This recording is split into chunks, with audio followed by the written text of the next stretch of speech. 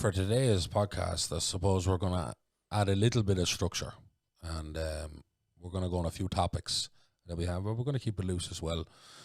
And it'll kind of lead us into some of the stuff we're covering, a bit about where we came from. But an interesting thing I think to explore today would be the life of a gangster. Yeah, it's kind of tug life. That's what this episode is, isn't it? Just tug life and gangster genre films. And I suppose you would be synonymous, really, I suppose, with that kind of genre in some ways.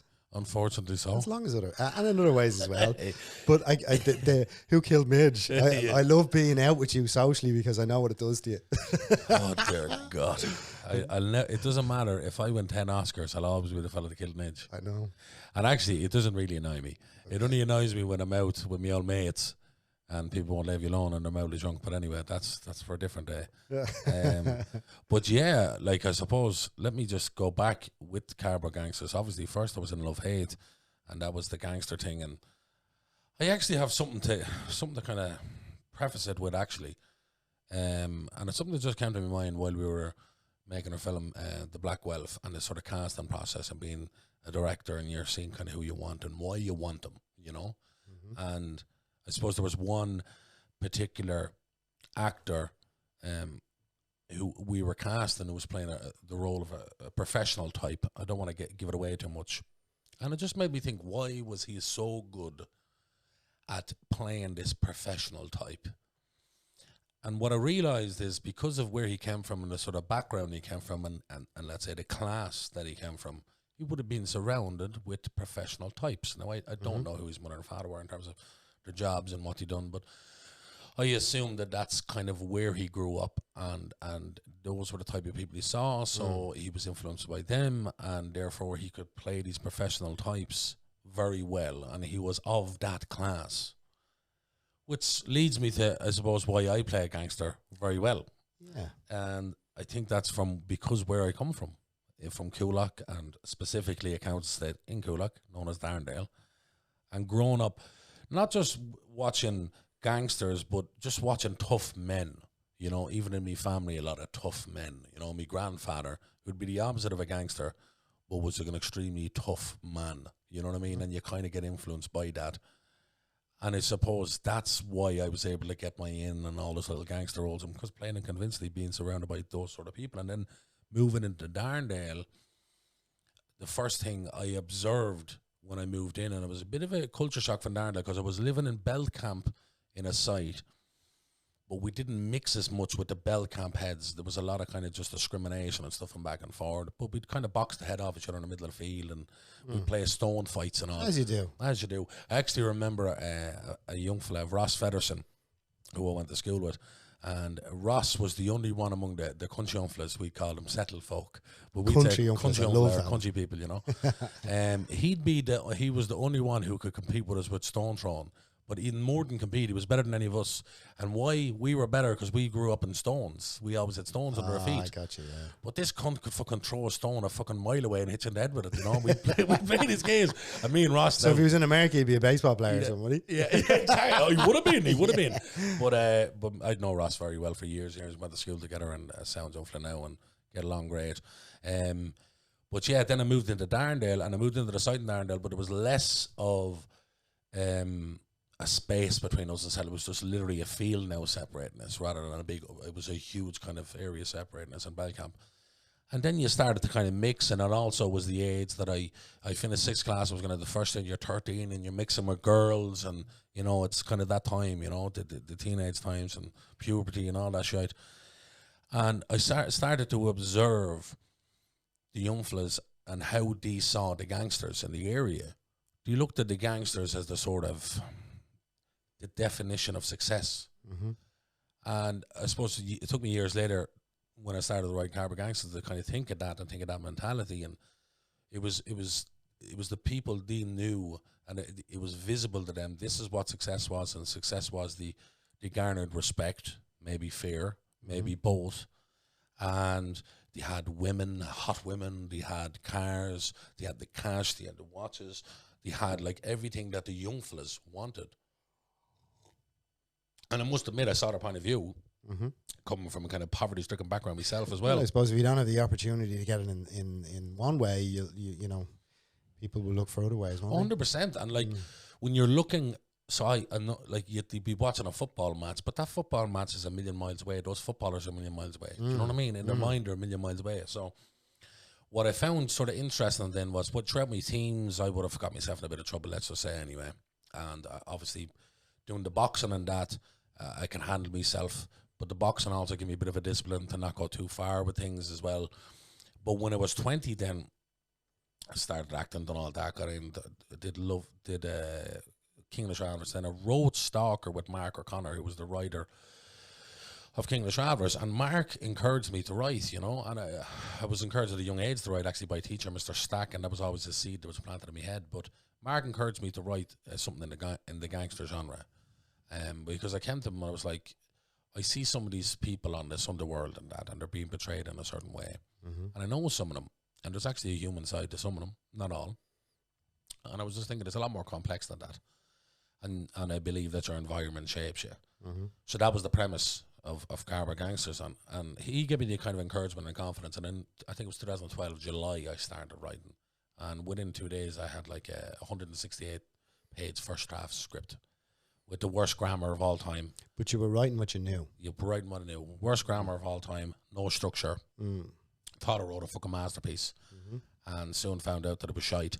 But I got the first draft out, and I sent it to Mark, and he was able to look past the fucking flaws and saw the potential in it. And then I continued writing it for a few more years until about 6 months before we started shooting. And then Mark came on board and done a draft of it as well. And I suppose it played into my strengths in some ways, but I tried to play a gangster that was completely shaped by his environment, that wasn't, let's say, a psychopath, that had empathy and felt guilt, because that's what I found interesting. And I suppose that would come from some of my own things in life and feeling guilt about things, and you know yourself, we're our worst sort of enemy, you know. So obviously wrote that when we did Carver Gangsters, and despite not getting funded on Screen Ireland and rejected a lot of places, it was a huge success, and I suppose it was another gangster role for me.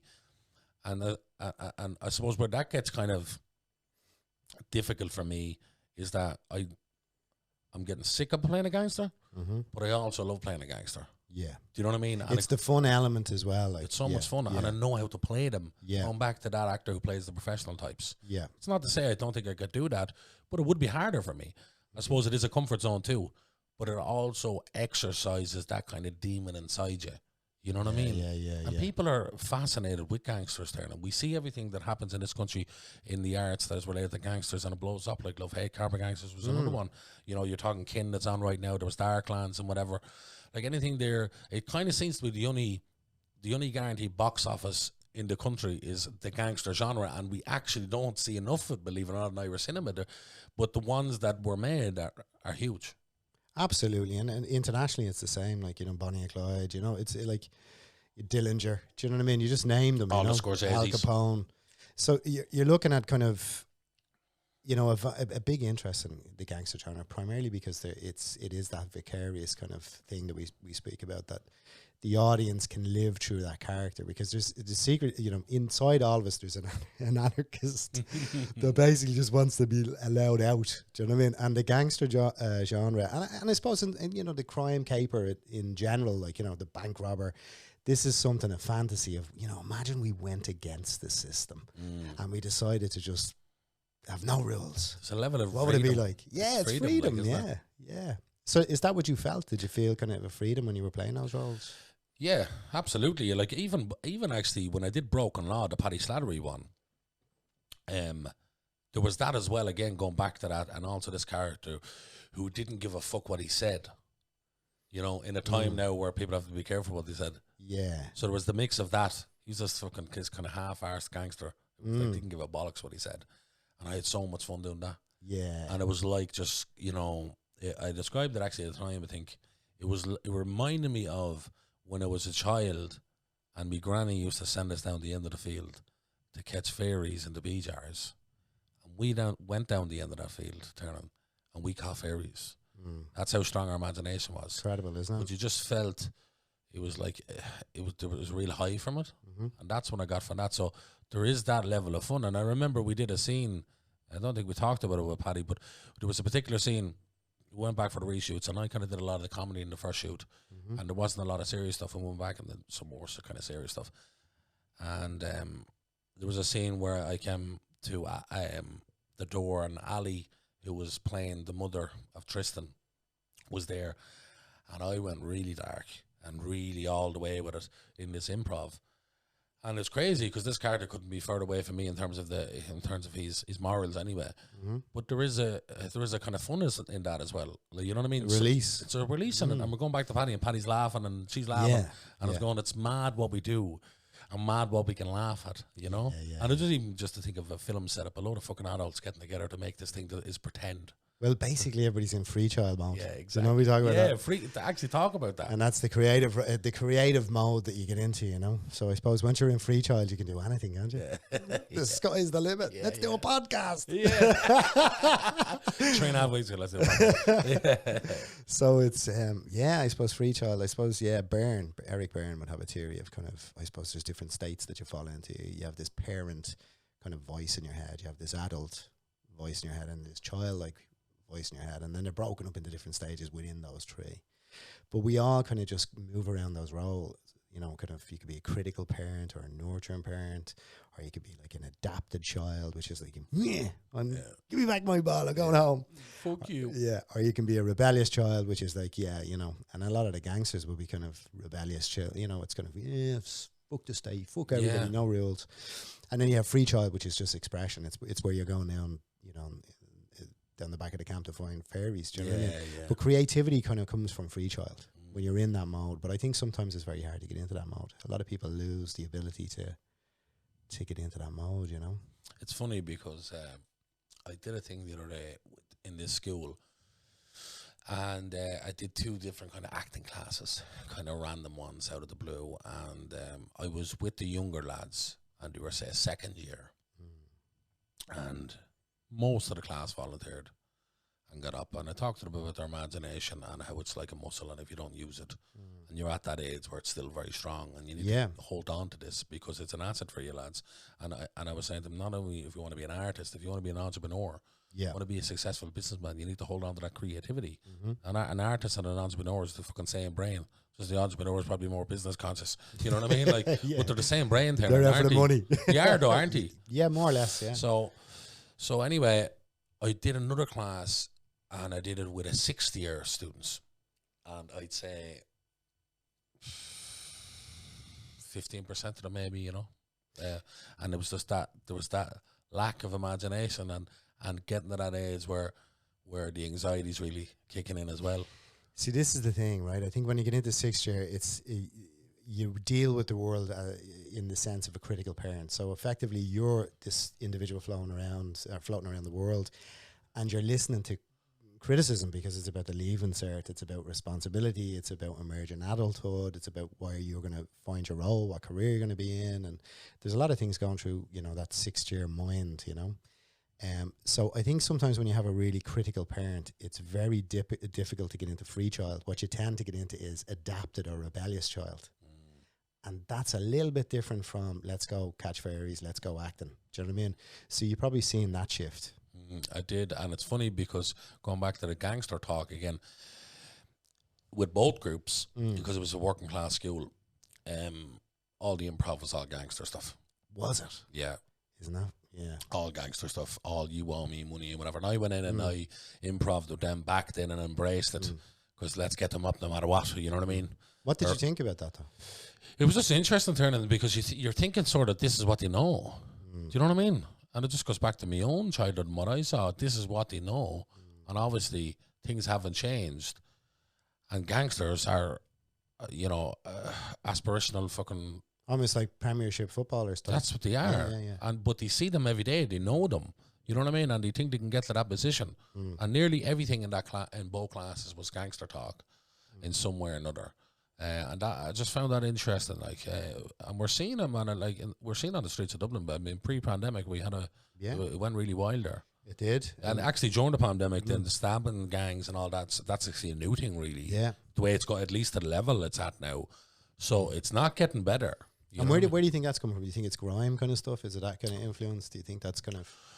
I'd be always nervous about associating an art or ever being influenced, but of course art does have serious power. Absolutely. You know what I mean? Look, just go back to Nazi Germany and we go back to the propaganda films, which at the time were some of the best made, I'm talking about made films technically, that there was, which is why they were so effective in the propaganda campaign against the Jewish people, which helped fucking just... So you see the power in art, you see the power in cinema. And how it can be misused. Yeah.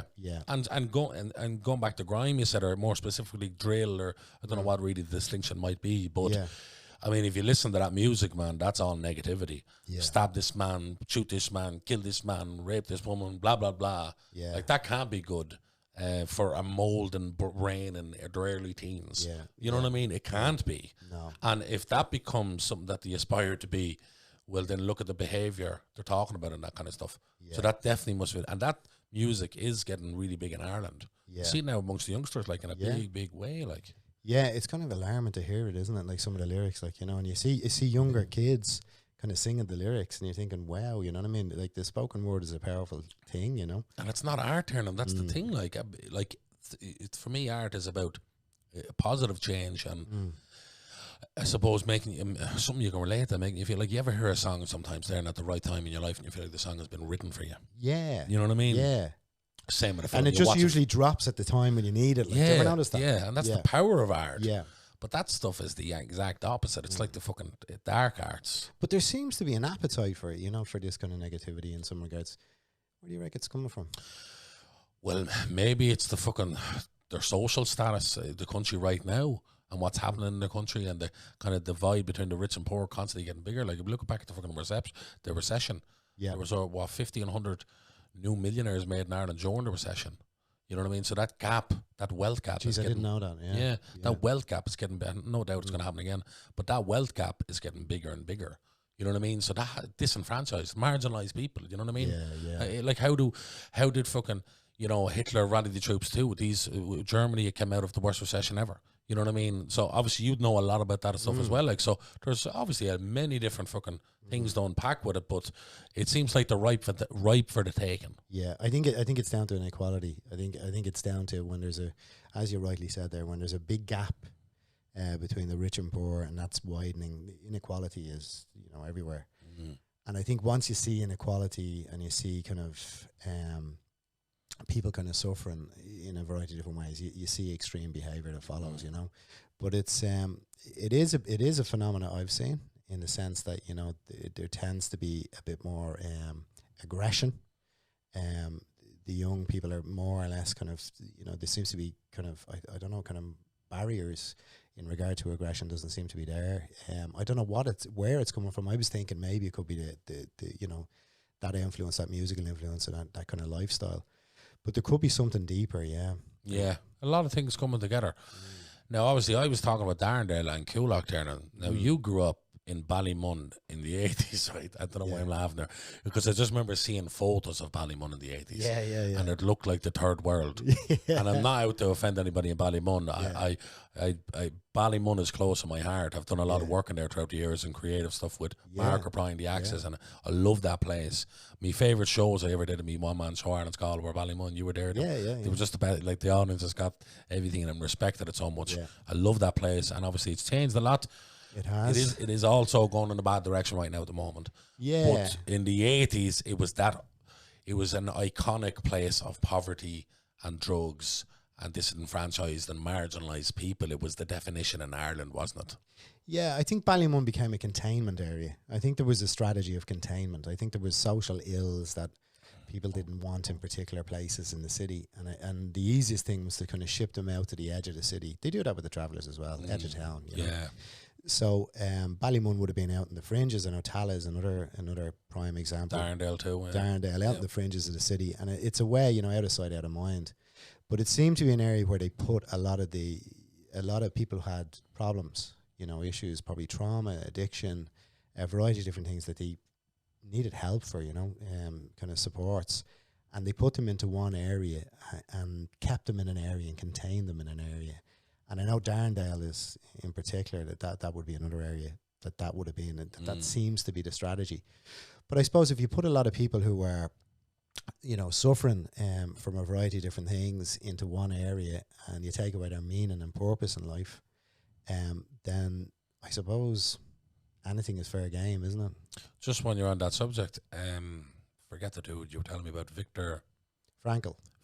So just give us a little blast about that. What you said to me about that. He was an interesting guy. He was a guy that, you know, he was an analyst who was basically him and his wife and kids or whatever were in Auschwitz during World War II, and he was in there, and obviously it was like a psychologist or psychotherapist in Auschwitz. So it was he had a famous book, but basically it was about his understanding of the most depraved environment that you could be in, which would be, you know, the Holocaust. Like that, we're talking that's a low for humanity, you know. And he was in that environment, and he was analysing it like a psychologist, and he was seeing who would survive and who wouldn't survive.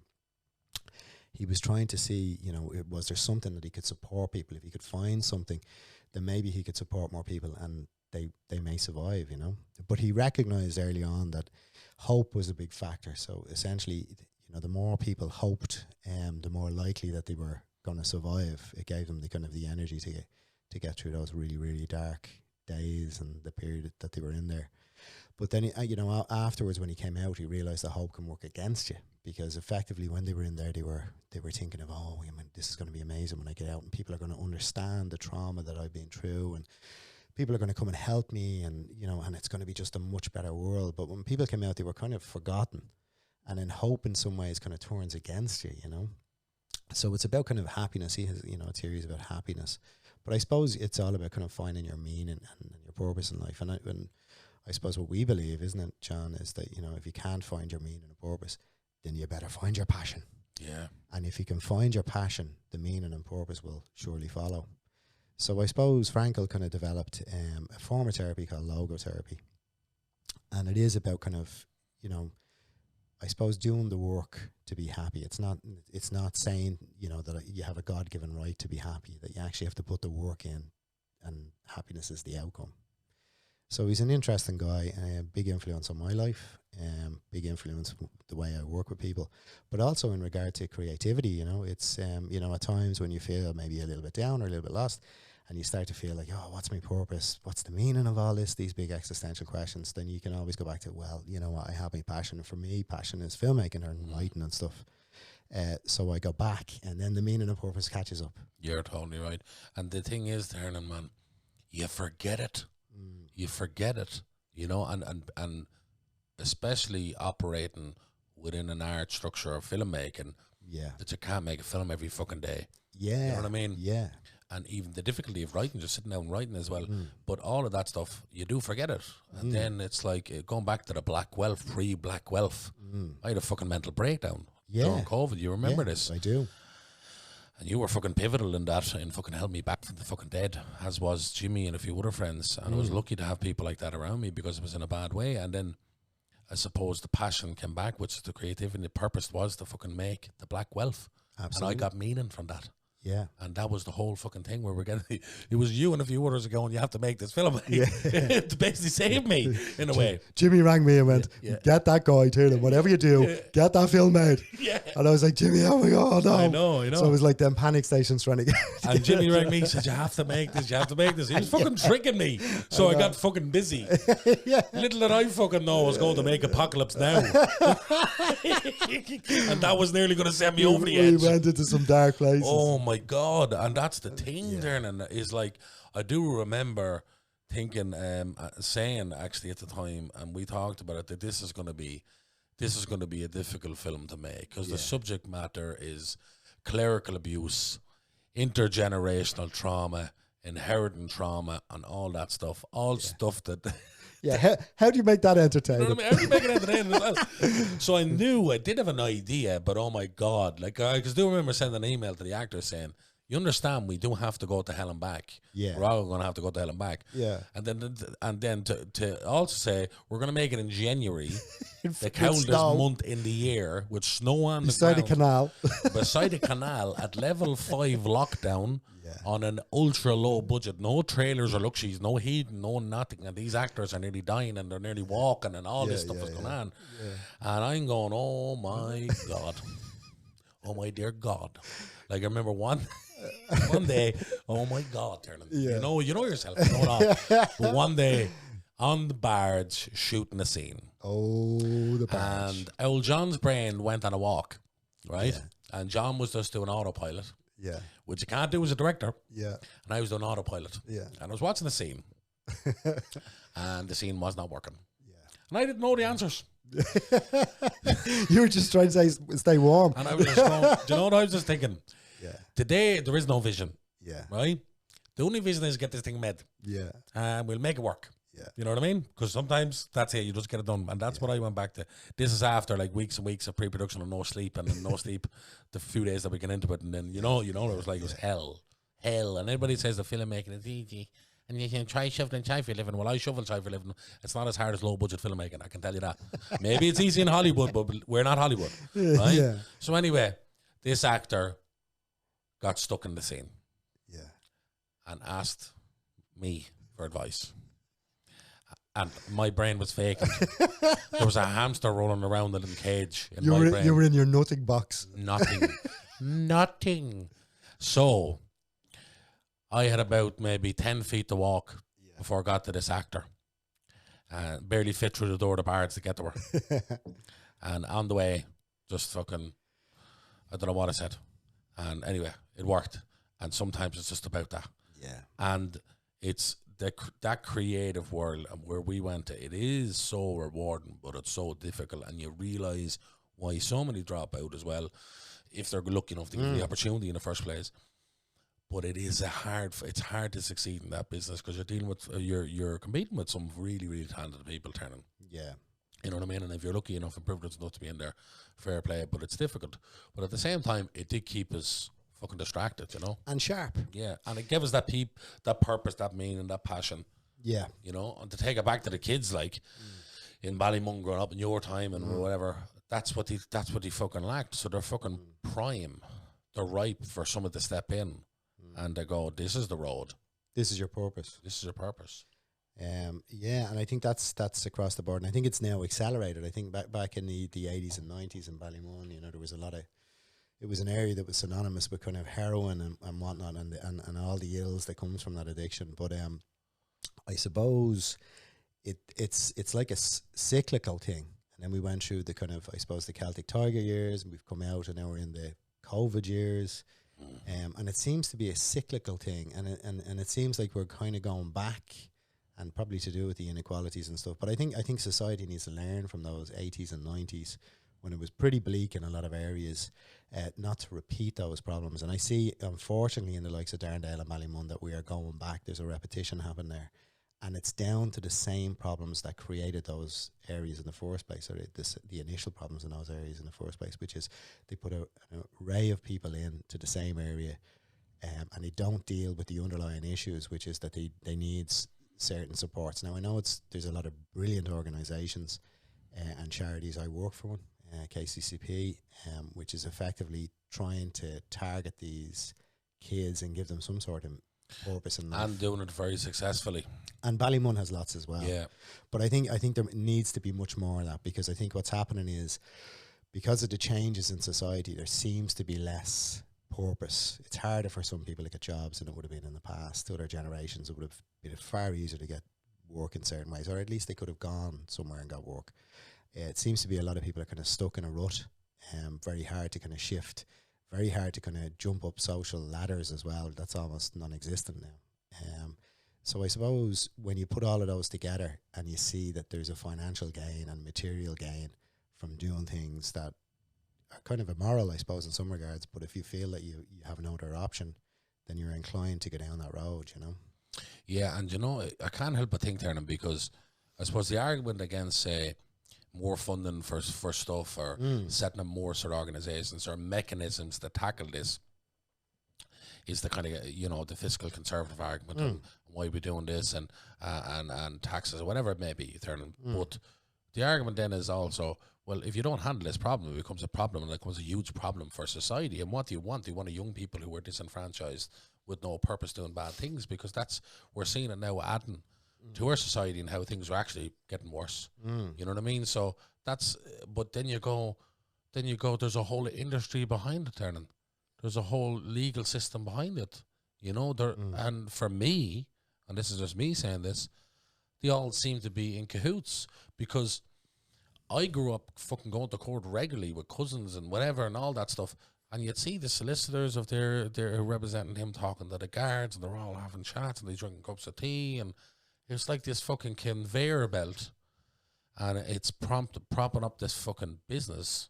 You know what I mean? Like, I remember being in the court and I seen a fella who was obviously a working class lad, and he was a heroin addict, and he did a theft in a shop or something worth 40 quid, and he got like 9 months in prison. And then a paedophile the next day got 18 months suspended sentence, and he was from a very middle or upper class family, like. And I've got other instances I could say it as well, and you see it over and over. And there is that, it seems like the system is set up against working class people, that there's this bias against them. Even if you look at the betrayal of them as well, in the arts, it's always patronising, or they're always dumb, or they're always, you know what I mean? So it's like, again, lack of representation in the arts, when I think there's such a untapped pool of talent there in these working class areas, who kids with real fucking stories that tell, boys and girls, and from backgrounds, you know what I mean? And it just seems like there's such a fucking uphill grind. And it brings me around to that kind of argument of free will versus determinism, Tiernan. You know what I mean? Like, because you go, yeah, you have free will, but do you? You know what I mean? Do you? Do you have to get to a certain level as a human being before you even realise your free will? Sometimes it's an interesting conversation, because it's a philosophical debate, and there's some people that are highly deterministic, and I think everything is, you know, kind of worked out before you arrive almost, and you just follow in this, you know, cut trough towards a particular destination. There's a lot of people believe in that deterministic, everything's predetermined. And then there's the free will that we have. We are free agents, and we can make choices that kind of improve us, or, you know, maybe knock us back a bit. But I suppose it's a bit like the nature nurture debate, which is that it's probably a little bit about. So I suppose me and you have kind of we've gone against. I suppose there's a lot of people in these areas that have gone against, you know, the kind of gangster lifestyle. You know, it tends to be in some regards a very loud minority, even though it's growing. It's undoubtedly growing. It is a very loud minority. And there's a lot of really good people from Darndale, as you know, and Ballymun the same. But it seems to be that everyone has kind of got the same kind of potential in regard to the environment. It's what they do with it. Yeah. What's your thoughts on that? Well, we both progress through free will. However, I've too many examples of others who didn't. And I'm not more special than them. No. I think sometimes it's luck. You know what I mean? Yeah. Sometimes it's chance. You know, sometimes serendipity, Tiernan, and whatever the fuck that is, or synchronicity or something, and you get an opportunity, you jump on it. And that for me was the acting thing. It's just saying yes to one acting class, and overnight changed my mentality anyway. Yeah.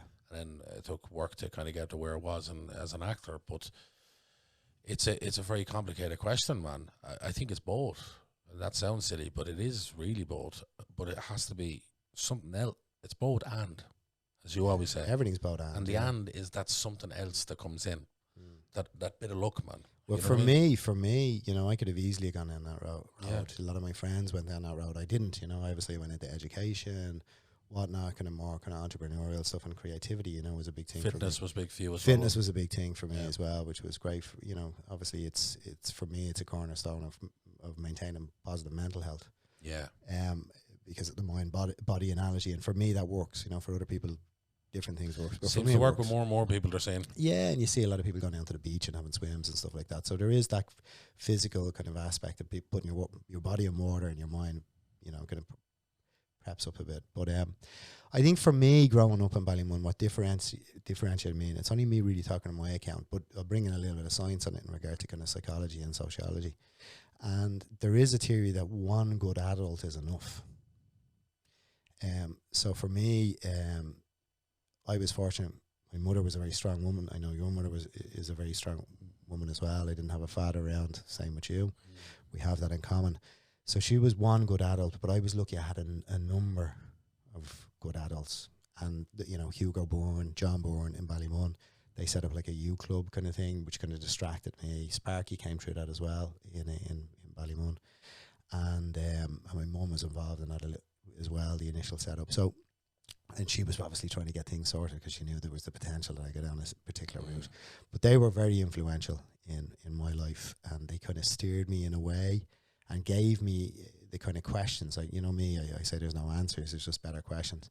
They gave me questions to ask of myself that allowed me to be so inquisitive of what I was and who I was and where I was going that I was distracted from peer pressure, if that makes sense. What about you? Makes total sense. No, it's the same with me, man. I suppose my mother, huge for me because of taking on the role as a mother and a father, like yourself there, no money, all that stuff, and always leading with her heart and empathy and compassion, not just for us but for other people.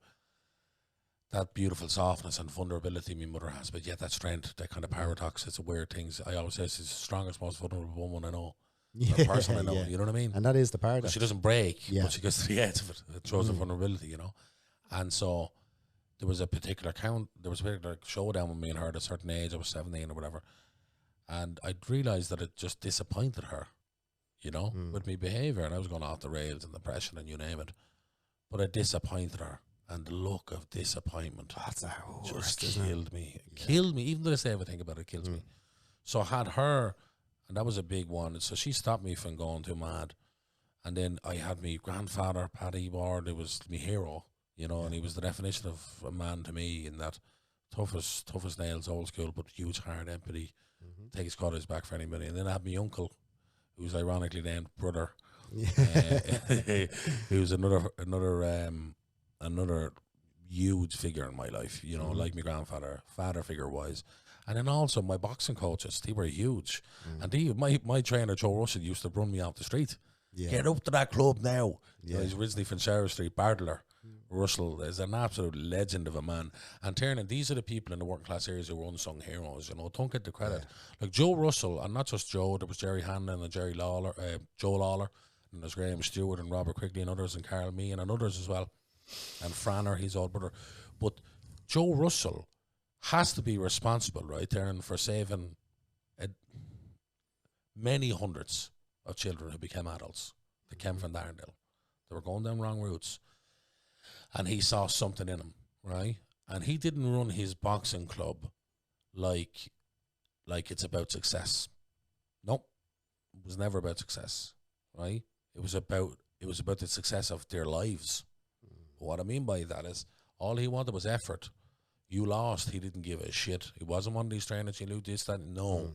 Because he was more of an activist first. And he wouldn't call himself that, but I'd call him that. Because his main objective was keep them off the streets. That's his main objective. Keep them off the streets, give them discipline. You know what I mean? Give them purpose. You know what I mean? Yeah. And he did that, and he didn't give a shit if you lost. Like, I remember one fella grew up with me, and he lost his first 20 fights. He lost them.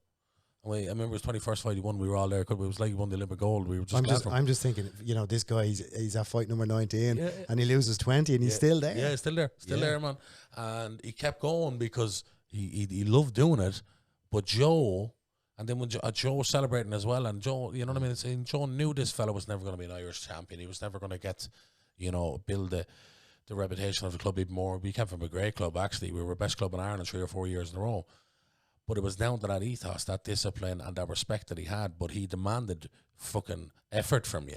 You know what I mean? And discipline. And he reprimanded you. And he was sometimes hard on you, but in a good way to push you. He knew how to push your button. He was strict, you know, and he gave a lot of kids structure. And I'm saying conservatively, many hundreds that he saved, because I'm talking he's coached since 1975. Wow. 1975. That's even before that in other clubs. He was a boxer himself. Some of the fellas he fought went on to be world champion professionals, and he was a footballer and that. But these are the kind of unsung heroes and never got a penny for it. He did all this for free while working a full-time job and having a family, you know what I mean? Incredible. And these are heroes, and we need more of that. But unfortunately, during the pandemic, the club kind of fell apart a bit in that they couldn't train, obviously. And then it was like 9 months before they could, but they could only have a certain amount of kids and it had to be outside and, you know, cold, all this kind of stuff. And then also you're just seeing a sort of dip in general going into, because boxing has always been a working class sport and it saved a lot of people, you know. And unfortunately it was associated with gangsters for a long time, not with Joe.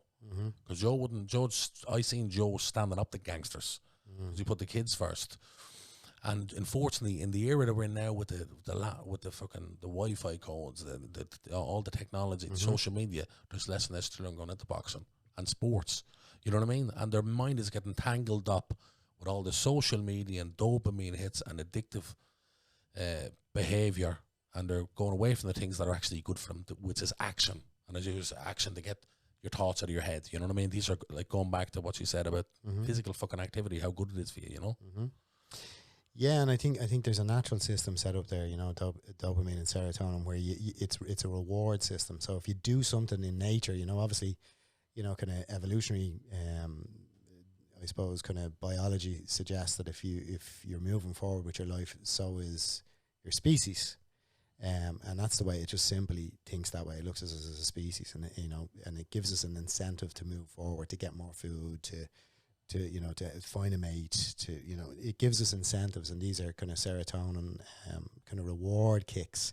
Now the problem is if you short circuit that system and you start taking reward kicks from substances or addictions or even things like video games, where you're just constantly just, you know, lighting up your brain like a light bulb in regard to the reward centers, effectively then what's the point in doing anything? Because you're getting all the rewards for doing nothing. So you're short circuiting that system, you know. It's sad to see a generation do that. And I think people have to go back maybe a little bit, and, you know, I suppose parents need to really kind of think about, you know, time that kids are, you know, spending playing video games or kind of excluding themselves socially. You know, there's skills that they have to learn. They need, you know, physical wellness is a huge thing. Your natural reward system in your brain is a huge thing. You have to go through goals, achieve goals, and start and knock it into a kind of a habit of trying to short circuit it. You know what I mean? Through kind of, and the other thing as well is that a lot of people, I think, in these areas, and I know in Ballymun in particular, they admire people who have achieved goals through criminality. They do, which is a kind of a shortcut in some ways as well. Do you know what I mean? Like they didn't break their back to go to college. They kind of cheated a little bit. Now I think the state looks at it that way, you know what I mean? So you have that kind of differential between, I suppose, the working class suburbs that are kind of against the state because they feel in some regards the state is kind of have not helped their cause. Neglected them at minimum. At minimum. And then it's easy for them then to move into that world because it's seen as a kind of a shortcut to a particular lifestyle that they feel that they probably don't have the confidence or the opportunity to get. So they have very little choices in some ways, but in other ways they have a lot of choices. But it starts with acknowledging the fact that you have to get up and you have to start doing little things, as I always say, little goals. And when you get to the point where you start to get your reward system back firing in your brain the way it's supposed to be, your rewards and the rewards of I suppose the serotonin reward in your brain will be linked to achieving these goals, and then you become healthy. So I think it's a spider's web really of issues in these areas that's creating the kind of gang culture that we have. And one of them is just getting kids out there, getting them kind of involved in kind of physical things, setting up kind of realistic kind of objectives and goals for them so that they can reach and achieve the highs, the natural highs from achieving goals, as opposed to sitting back and playing video games or taking drugs or the excitement of thug life. Do you know what I mean? Because you'll get the kicks there as well, you know. Do you think some of that is lack of awareness from a parent's perspective as to how damaging this stuff is? Because I don't think that's really out there yet, Tiernan. I don't, particularly with the technology stuff and the couch potato fucking behaviour of kids. You know what I mean? And the Wi-Fi codes. I don't know if that, and it is a quick fix to something for the parents Parents who are stressed, there might be young parents, and here's the thing: give them and they say shut up, quiet, but you pull it away from them, and they turn into fucking little maniacs. Yeah, you know what I mean? yeah. But does there need to be a fucking campaign about this? Like, because I suppose the chips are not cashed in yet. No. Do you know what I mean? We don't have a long-term study on this. We have seen short-term stuff. We can correlate between the rise in social media and the rise of anxiety with young people. Just in Ireland alone, during the pandemic, we've seen a 60% rise in reported anxiety among young people, and that was the pandemic, but also the social media as well. So we're not really there yet. It's not out there yet. It's not something we're like. We know the negative we know the negative results of fucking heroin. You know what I mean? That's obvious. But it's something that's still not really out there yet. Yeah. And it's a quick fix for our parents. Like. Yeah, and I think some parents are just overwhelmed. They've got their own issues. There's a lot of things going on. It's very hard when you've got kids, and then if you're in these environments, like obviously in Darndale, Ballymun, Tallow, all these areas that are kind of notorious for presenting other problems. It can be quite stressful living those environments. People knocking on your doors, a variety of different things. You look at somebody the wrong way, you put your bin, and so there's loads of things that can trigger big outcomes. So they're very stressful environments. So sometimes, and then couple that with maybe long hours. Some parents are working long hours, or other parents might have kind of mental health issues or addiction issues. Then the video games and social media is a great babysitter.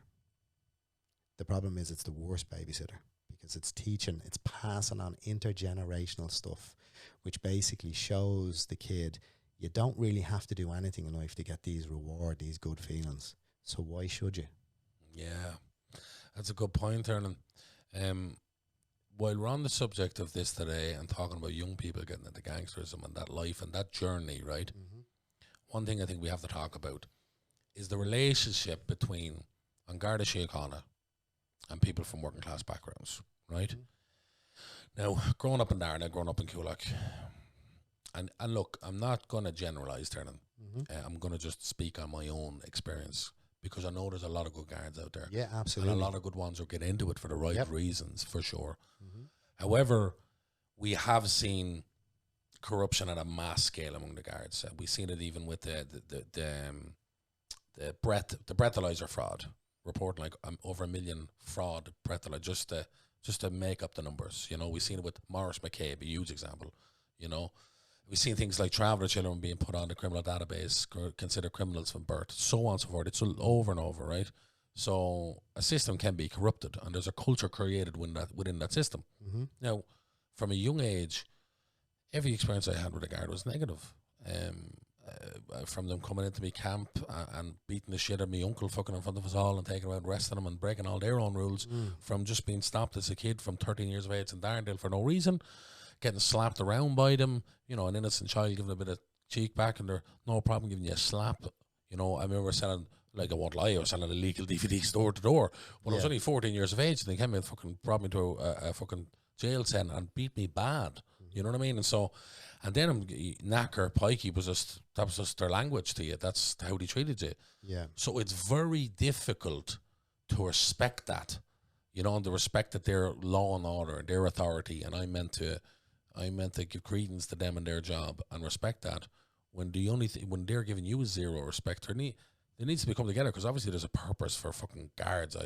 To have law and order in society is obviously very important, but there's a lot of work that needs patched up there between both communities. Like. I think there's great community guards. I think the community guards kind of balance. They do balance that, but I think there's not enough of them. I think in some regards, there's certain areas that they haven't replaced. I know in kind of Raheny, Kilbarrack area, I think they're waiting for a community guard or something like that. I think community guard, the Garda force is really important, because the guards represent the state and they represent the law. And I suppose on a psychoanalytical aspect, if you disavow the law, that's the route to psychosis, And we need order. We need order. So if there's no order and you don't respect the law and you don't respect any sort of social structure, then you can do anything you want. And this is what you're saying, like. So I suppose, the front line and the guards, and I don't envy the guards either. They have a tough job, a lot of them. And my cousin is a guard. And I have some friends as guards as well. And they're very good people. Amazing people. Yeah. And it is for a lot. It's like any career, any what, you know, any part of society, you have the good and the bad. But for a lot, you know, they're in there for the right reasons, and for others, maybe not so. But and then also the other side of it is that it could be probably fairly soul destroying for a guard as well, because they're the cold face of a lot of the stuff which is societal neglect, and they're enforcing the laws. So in some ways, I would imagine you could become quite cynical. Well, like if you look at, you know, we're in a country that where the people don't have a lot of faith in government. We've seen that with the government that got in just barely had to form together. 20% of the vote, I think Fianna Fáil got in the end, and they're leading government now. But the guards actually have the lowest rating, even less than the politicians in this country. So you can see the sort of stigma, and look, no wonder. I mean, if they're the face of the people who's coming to evict you, you know what I mean, and enforce these different kind of draconian laws. If you look at the Debenhams thing that happened there last year during the pandemic, all these old women being torn away, and you do sort of ask the question, Tiernan, you have to report to their authority. Is there higher moral authority sometimes? You know, that's the thing. Like, I think I seen a lot of pushback online. I suppose some people were looking almost to kind of see a splinter group among the guards were going, this is going too far. Like, you know, dragging these old men and women away outside the shop, that's going too far. That's anybody's granny and the way they behaved. You know what I mean? So there's that kind of, but again, there's corruption. It's a corrupt institution as it stands there, to be honest. Yeah, I suppose show me any institution that doesn't get corrupted. Well, look at our political system. You know, the point is, you know, power corrupts, you know, and absolute power corrupts, absolutely. Absolutely.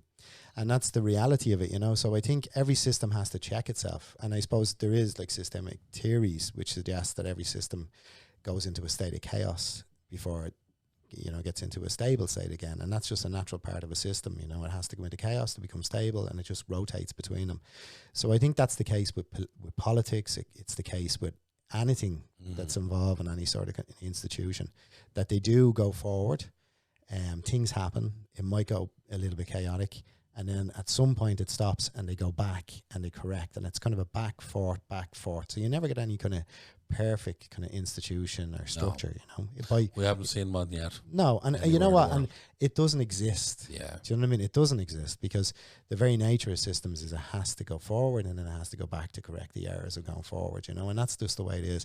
And I think in some regards, you know, the Gardaí, the ombudsman and stuff like this, and it's very important that organisation remains completely neutral, and they can investigate any sort of issues in regard to the, you know, if there is issues with the guards.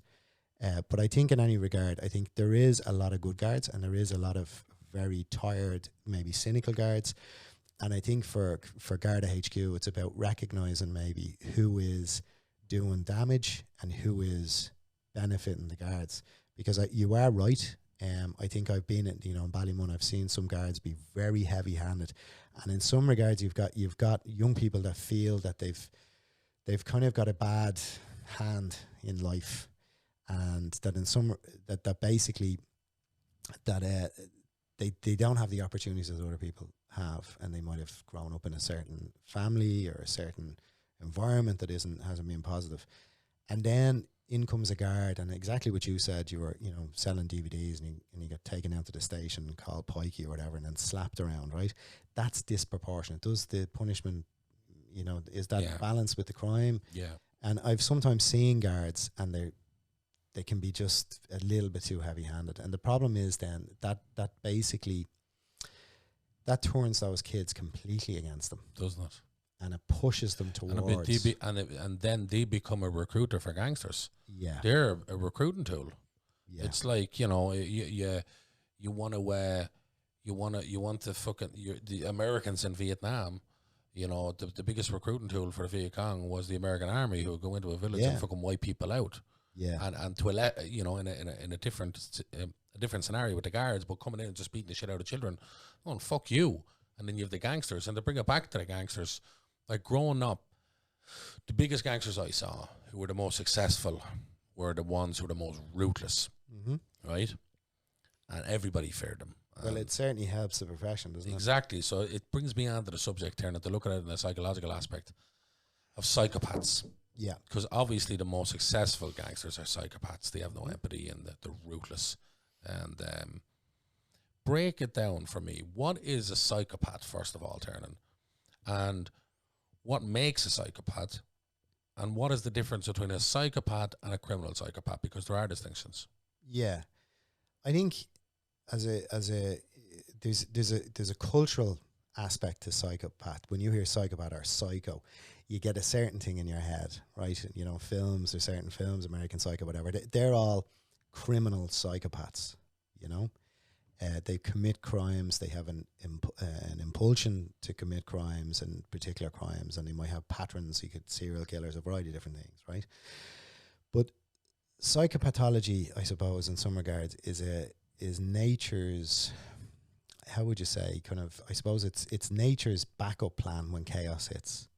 So I suppose I think I'm not entirely sure, but I think 1 in 10 or something I have aspects of psychopathology, but that doesn't turn you into a killer, right?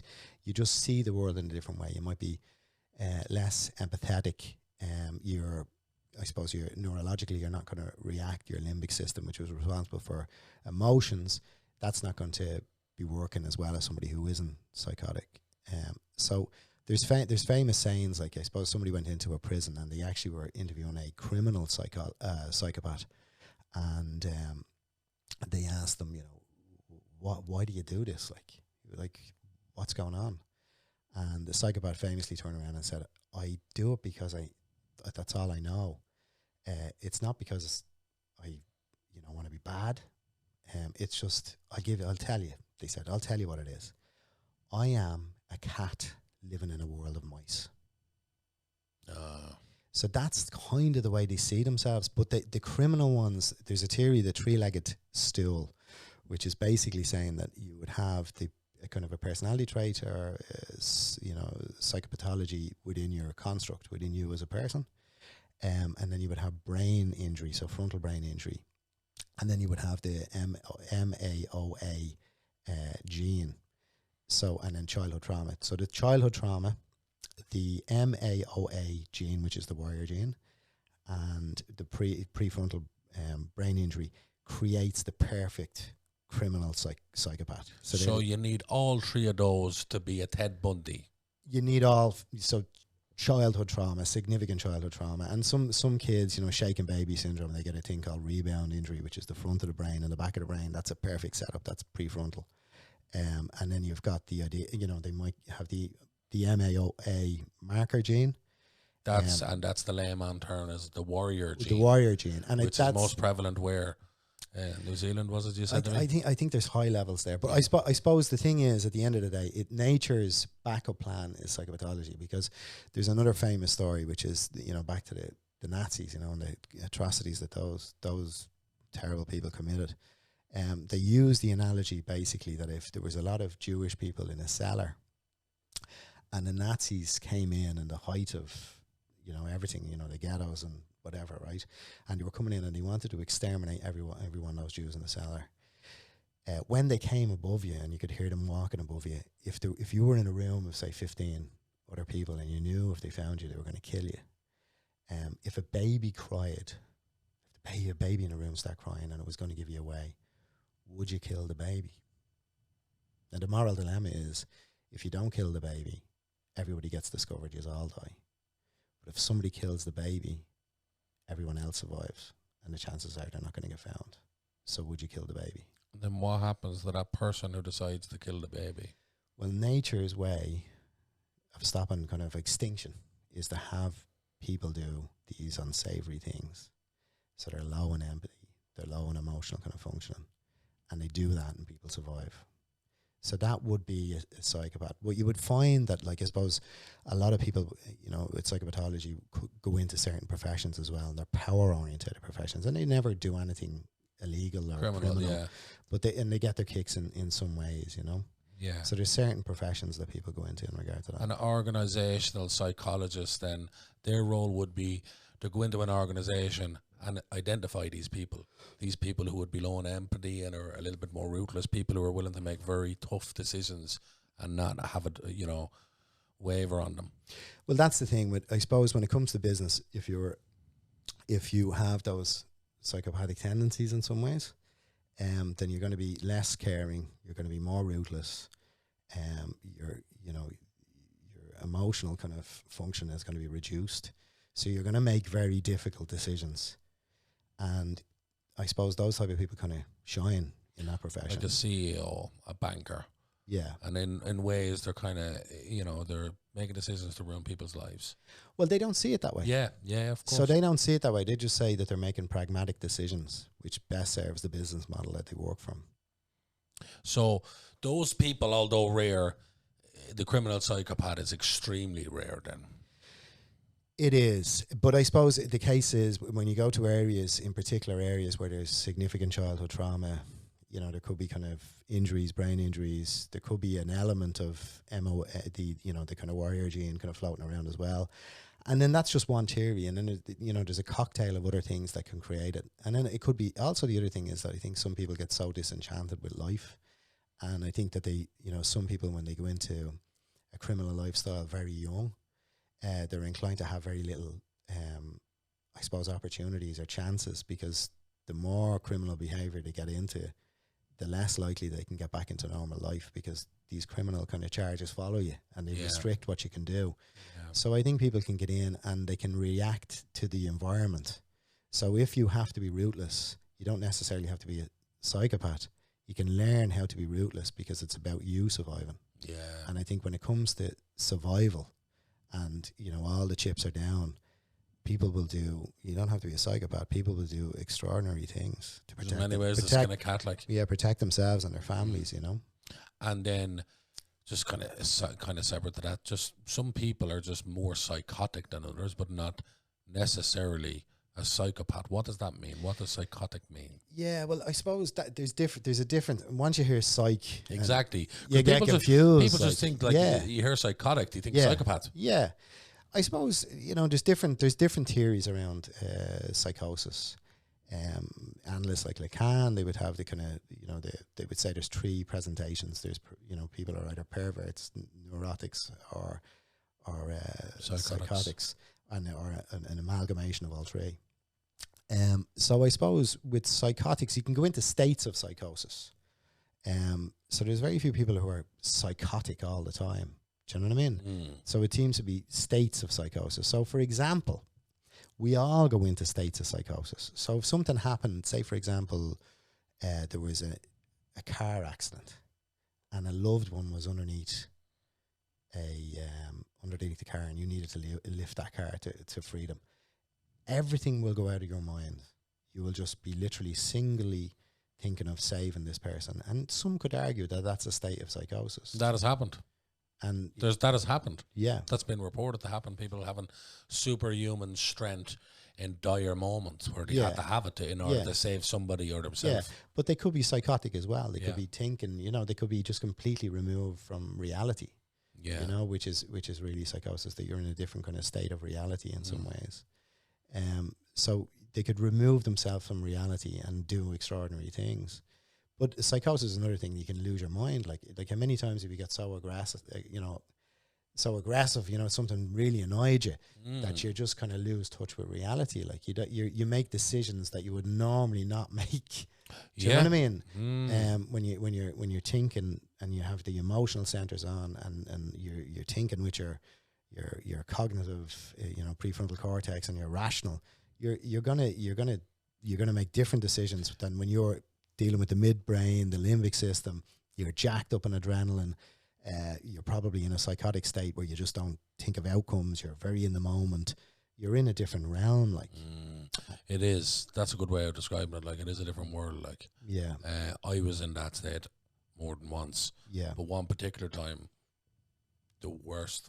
I'm not going to get into the details of it, but it was unstoppable. We were talking the other day about temporary insanity. Like, it's psychosis. It is that. You know what I mean? And it's temporary because you're going to go out of it, hopefully. Some people probably don't. Yeah. But there was that where I could not be controlled. No one could control me. I couldn't control myself. I couldn't be stopped from doing what I wanted to do. And that's psychotic rage. But fuck me, it was like being filled with drugs or something as well. Yeah. You know what I mean? Like, it was like just... And that's all the adrenaline and the whole kind of neurochemistry kicking in. You're like this level of awareness and sharpness. Yeah. That's what that's how it describe. You know, like that fucking film Limitless. Yeah. Bradley Cooper. Yeah. Just like this, you're it was mad like, Now, but like a drug, like. Yeah. So I suppose when you look at these kind of areas and you look at kind of, I suppose, the criminal cartels and stuff like this, and you're looking at people who are kind of enforcers and they have to do really bad things. You know, you could argue, are they psychopaths or are they psychotic in the sense that they've been made psychotic because of the environment? Psychotic tendencies, yeah. Do you know what I mean? Yeah. So it's a very complex. It is very indeed, complex, yeah. and that's just one little aspect. There isn't a blanket answer for something like that. And there's social psychologists, sociologists. There's the array of professionals that are trying to answer these kind of questions. You know what I mean? And they're very, very complex, and that's just one aspect of it. You know. Tiernan, we're both script writers, Mm. and we've written some scripts ourselves together. But I suppose in the psychological world or in the world of psychotherapy, you talk about something called life scripts. Yeah, really important. It's something you presented me, which it was kind of another Yeah. Hiroshima moment, many of them. Mm. But talk to me a bit about the life script, man. Yeah, life script. But let's talk about scripts first. Yeah. So I suppose it's kind of like, what is a script? Do you know what I mean? What is a script? It's a story, isn't it? In which you create characters. And there's only really seven? Is it seven stories? 7 real stories? 7 stories, really. Yeah, Yeah. is that the Joseph Campbell thing? Yeah. Literally, there's no other story. You can't make an 8th story. No matter what story you write, it'll fit into any one of those 7 classical stories that go way back to Greek times, really. Like, so yeah, and you can't really break away from that. And then myself and Tiernan have written scripts together, and I mean, there's different structures to follow. I mean, there's the basic 3-act structure, and then nearly every film is going to be that. And it doesn't necessarily have to be beginning, middle, end. In that, chronologically, it can be any way, like a Christopher Nolan film's way. He fucks it up and fucks with the chronological order. Then you have the hero's journey, one of the 7 types of stories. You follow a format. Yeah. And there's milestones you hit within that story that people are used to. Yeah, there's the inciting incident, the mid-pipe crisis, the climax, the payoffs, the setups, blah, blah, blah. 4-act structure, 5-act structure, 8-sequence structure, and all that. But ultimately, it's all about creating a story and creating characters. Yeah, and there's a certain kind of, we follow a certain structure in the sense that, a start, middle, and end. Yeah. And I suppose life scripts are pretty similar. So I suppose the theory around life scripts is that we all inherit a script. So it's like we're actors in the world, and somebody puts a script in front of us and they go, that's your life. And it's usually your parents that put it in front of you and say, they name you John. Why are you named John? They named me John. They were the writers. Do you know what I mean? Yeah. So you're the character John. Yeah. And they have expectations of what you're supposed to be doing, and they have ideas, and they built your character before you were even born. And this John is going to do this. John's going to be like me, the dad, the man's going to be more like our family. And they write this script before you're even born. They're going to take after my mother, my mother, and then you hear he's more like us than you. That's all in the script. The whole life is like that. So you're presented with a script. Yeah. So when you're and I have to read the fucking lines. So you got to read the lines, and then they fill it out. So it's a script in progress. Yeah. So as you're going along in your family, the script just gets filled out. Yeah. But sometimes you're not the writer. Yeah, I know. Of your script. Yeah. And the thing is, I think in life we have to learn what we write and what others write. So if we can differentiate what is our life script that we wrote on the pages and what other people write, we can then decide what we want to keep. So how many times do we rewrite scripts? Oh, Jesus Christ. The Black Wealth, I'd say from the first draft we done to the last draft, probably only 7, many scenes, but did we shoot 200 scenes? Probably only 10 scenes stayed there from the first script. Yeah. So that'll tell you how much we rewrote it. Like we did, 20 odd drafts, did we? Now imagine we didn't understand each one of those scenes because we didn't write it. Man's up. Like, what's this about? That's why people are going around life saying, what's this about? Because effectively you haven't wrote the script. Yeah. And if you haven't wrote the script and you don't know who's wrote it and you don't know what's going on in the script, you're just following the script, then you're not going to rewrite that script. Tiernan, it's fucking, I can relate to that so much. Because growing up, I remember, I said this to you before, Tiernan, I remember one day, and there was a few different moments, there was a few things that set me off in relation to this stuff. And couldn't form it fully in my head, but I remember finding out that Santi was not real. Mm. I said, it's not real. That was a rough one, wasn't it? That was a hard one to take. It was worse than the Easter Bunny. Fucking everybody dying around me, father committing suicide, everything. Give me a bit of hope here. Sandy's not real. So anyway, take it all, why don't you? Fuck it all, right? So I goes to church one day. Yeah. My granny, and I looks up at this priest, and the priest, old baldy looking him like you, right? Yeah. But about 8 stone weight. Okay. And wrinkles that you can wrap around his kneecaps. He looked like fucking E.T., right? And I said, who the fuck is this? What's this fella saying? Like, I was saying to myself, what's this fella saying? And on the cross, da-da-da. I went, oh, this is another Santi. He says, there is no God. You linked it. Yeah, there's no God. Right. That's what I was thinking, you know what I mean? They're doing all this for a show to make us believe in God, you know? Yeah. So when outside the church, I said to me, Granny was an ultra conservative Catholic, like, and I says, Granny, I know now. You know what, son? I said, there's no God, like there's no Sandy.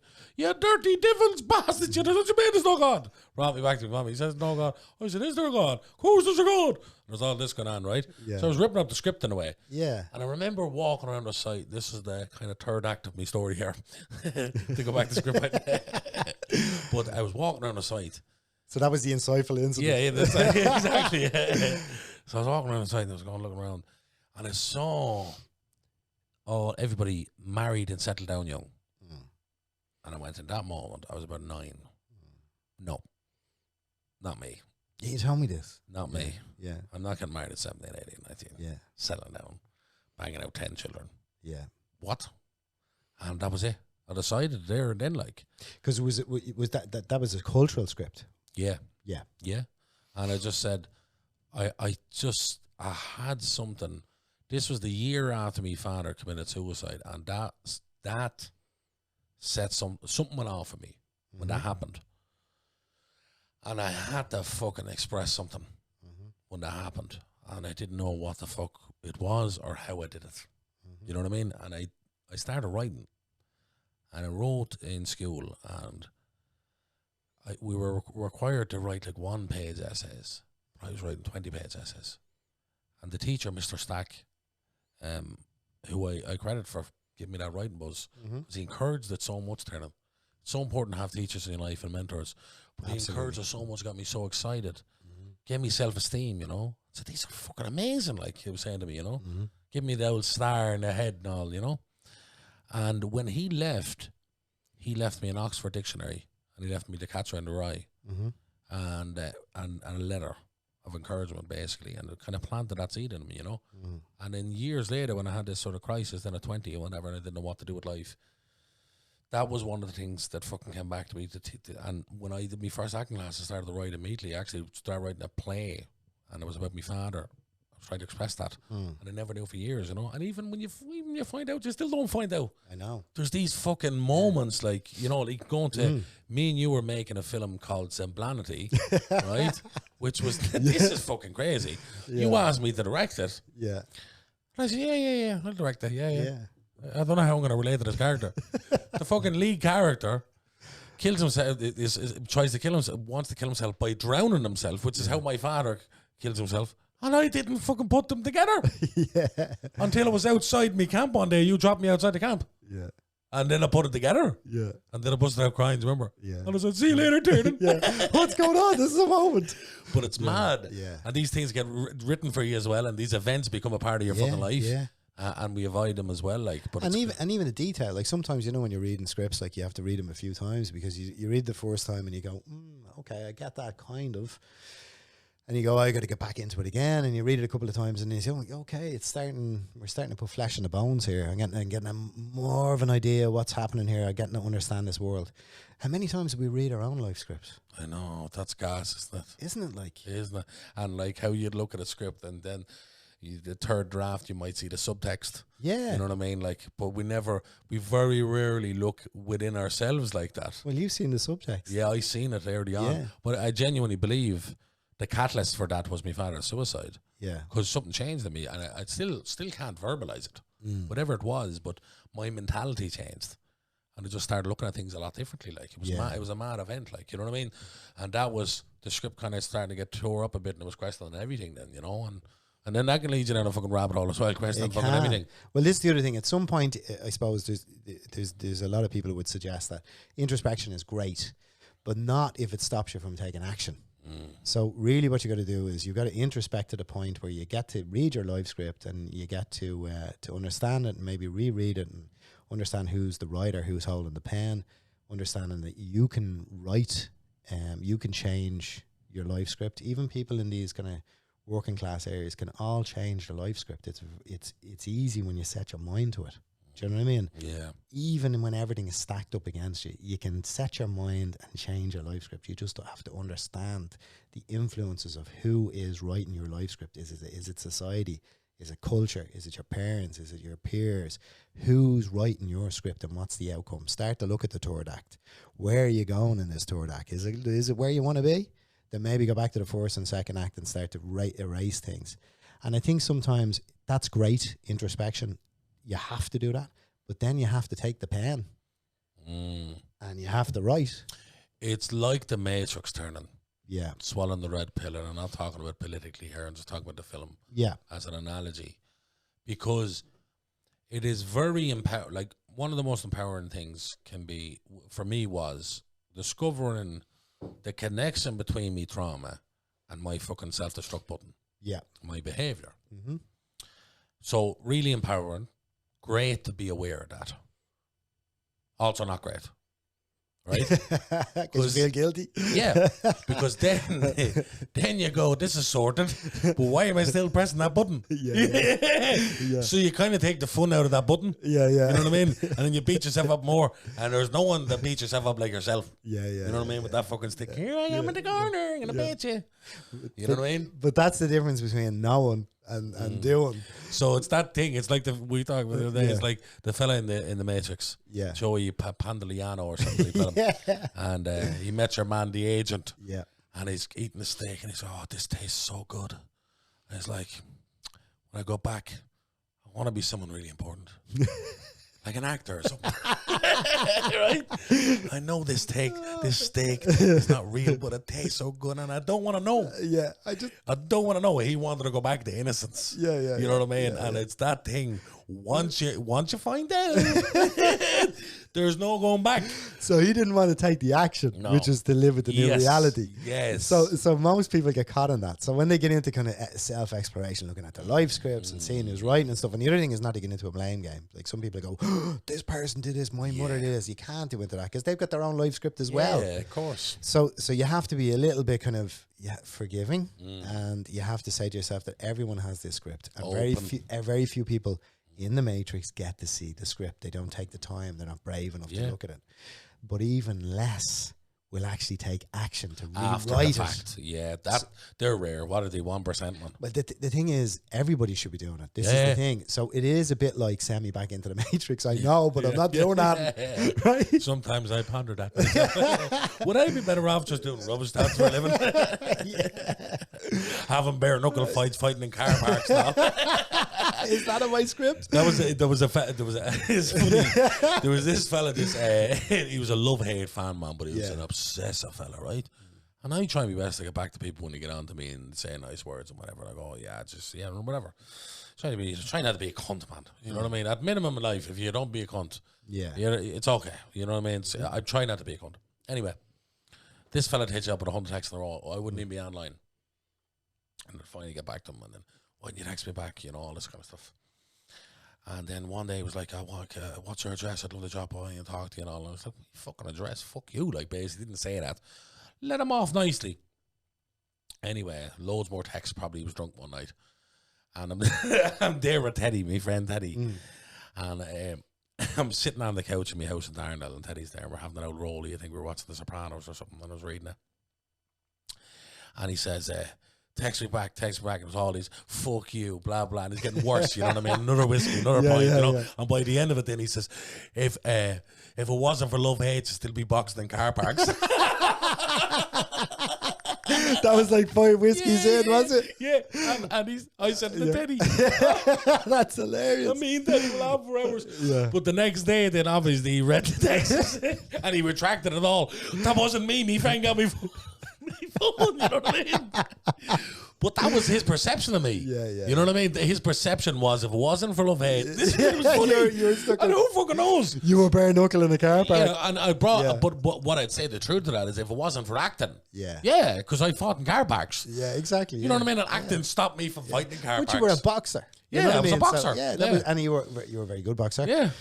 And it was something that you're passionate about. Yeah. So the natural Yeah. third act is let's go to the car park. Defend yourself. Yeah. Like, we couldn't, going back to Ungarnishing, we couldn't trust them. We had to self-police. Yeah. We self-police by punching the heads off each other. Yeah. Now, if you call that barbaric, go to the settled people are blowing each other's heads off in the inner city pre-pandemic. That gang, them two gangs that we're not going to mention because we don't want to be back for. Yeah, exactly. He leaves alone. Yeah, I fancy not going into Yeah, we're witness just two protection. filmmakers. Not about you. Yeah.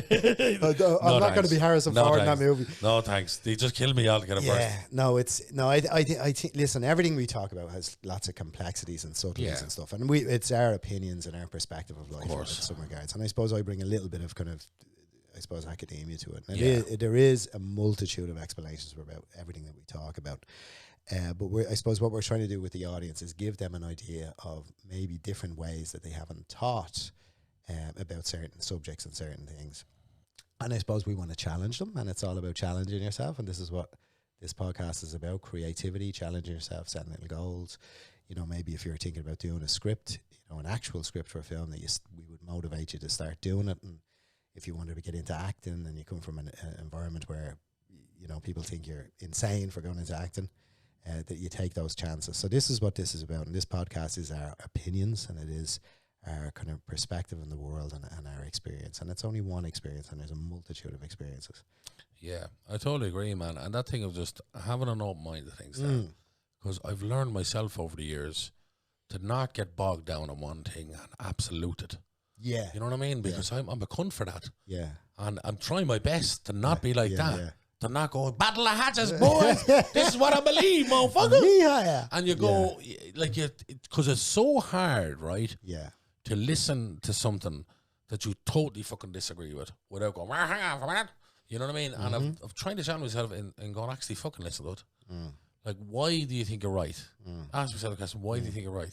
Yeah. Why am I right about this? Yeah. Where's this come from? Yeah. You know what I mean? And just trying to keep that open-mindedness, man. It's the fucking key. Yeah. Because you grow all the time, like. And open to be wrong. Like I keep saying this, we live in such a defensive world where people just feel that they have to be right all the time. Do you know what I mean? They have to die on the sword for some belief system that they have. Yeah. So this is about kind of just, there's going to be lots of things. We're going to have lots of guests over the next while that are going to challenge our perceptions. Yeah. I have certain perceptions that people we're going to bring in that are going to challenge me. Yeah. And you know what I'm looking forward to? Yeah. Being wrong. Yeah, 100%. I mean, you're going to challenge each other Absolutely. on things that we have different opinions on as well. Yeah.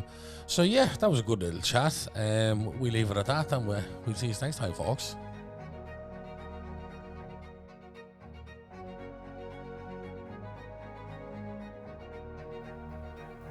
You can follow us on social media at Clusterfox Podcast.